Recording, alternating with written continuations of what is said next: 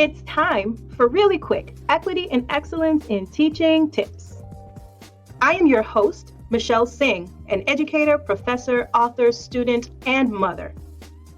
I'm happy to share this topic from the EQUAL methodology, which is a framework for diversity, equity, and inclusion in education. So let's get right into our conversation.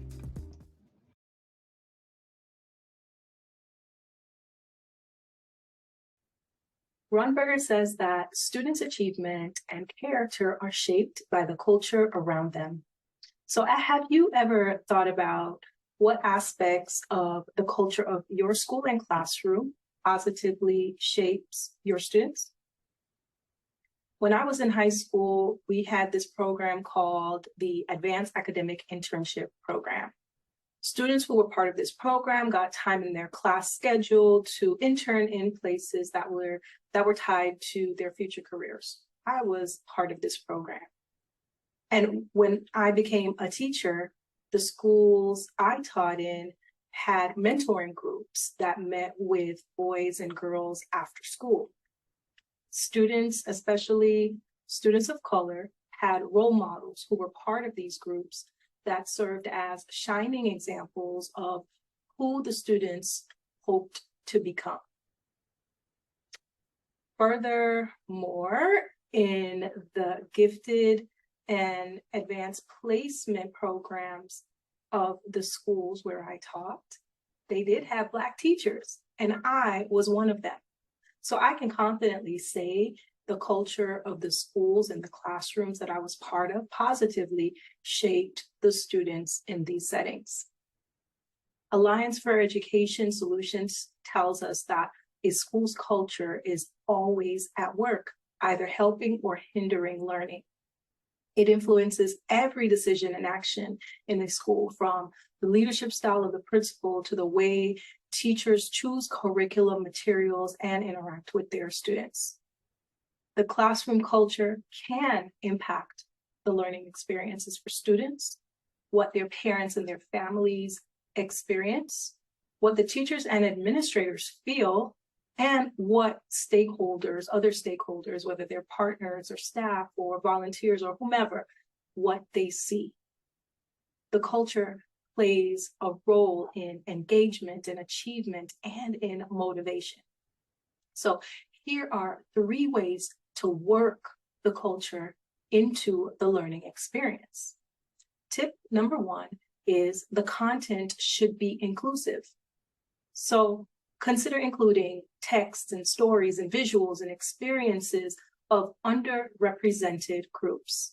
This is important for your students to see positive representations of diverse peoples in the content and in the curriculum. Here are some other things to think about. Do students have access to books by diverse authors in the school library or the classroom library or wherever in the school? How do students access learning materials when they are absent? Do you have something in place for them to get what they need? What about grading? What's your policy for late work and homework and zeros? What rewards and punishments are tied to these? These are just a few considerations for inclusive content that can shape the culture of the classroom, because students are much more eager to learn in the educational settings that have strong cultures. Now on to tip number 2, which is activities that should be interactive. So tip number 2, activities should be interactive. So consider including learning activities where your students accomplish goals and tasks and use skills that are aligned to your school and your classroom culture, like community and innovation. Also add activities that allow your students to practice and enhance their future-ready skills. Here are some other things to think about. Are hands-on activities like labs and simulations and experiments available for students to participate in and to do so, frequently?